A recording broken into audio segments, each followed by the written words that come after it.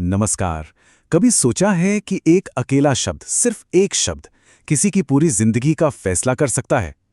आज हम एक ऐसी ही कहानी सुनेंगे जो हमें सीधे अदालत के कटघरे में ले जाएगी और दिखाएगी कि कानून में एक-एक शब्द का कितना वजन होता है।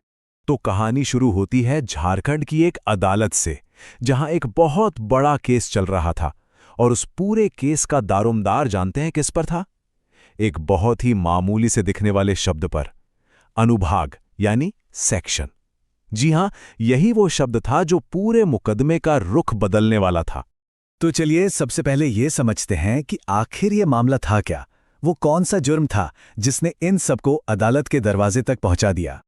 मामला कुछ ऐसा था। मनीष नाम का एक दुकानदार था जिसने कुछ नकली दवाइयां बेचीं।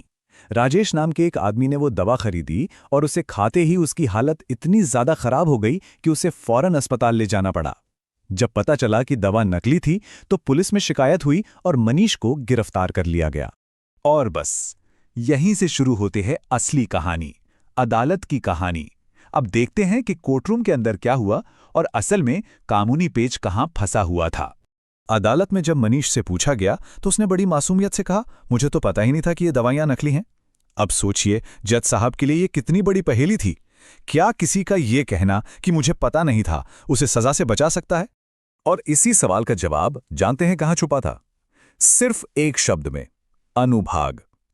इस शब्द का सही मतलब समझने के लिए अदालत ने कानून के विशेषज्ञों को बुलाया।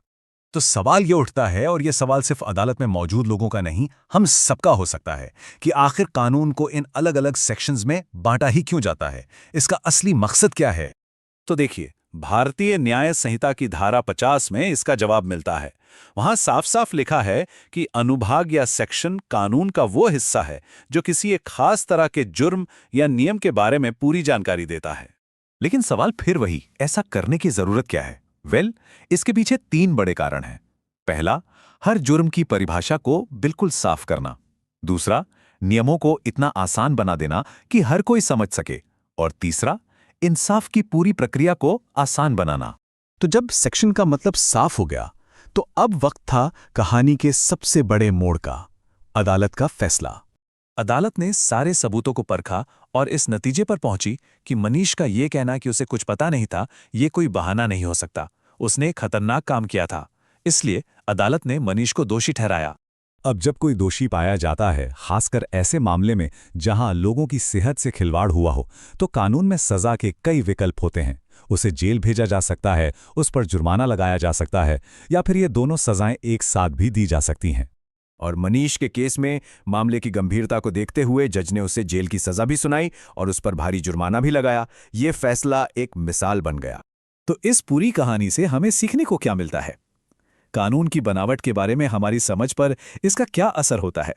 कहते हैं, उस दिन अदालत में जो लोग मौजूद थे वो एक नई समझ लेकर बाहर निकले। उनकी बातों से लग रहा था कि उन्हें पहली बार ये बात समझ आई है कि हमारे कानून को इन अलग-अलग हिस्सों में क्यों बनाया गया है। और देखिए, यही तो सबसे जरूरी बात है। कानून को सेक्शंस में इसीलिए बांटा जाता है ताकि नियम सबके लिए बिल्कुल साफ हो। ये सिर्फ वकीलों या जजों के लिए नहीं, बल्कि हम जैसे आम लोगों के लिए भी है। तो इस एक कहानी ने हमें दिखाया कि कानून का एक छोटा सा हिस्सा भी कितना मायने रखता है। ये हमें सोचने पर मजबूर करता है ना, कि कानून का अगला कौन सा पहलू है जिसके बारे में हम सबको जानना चाहिए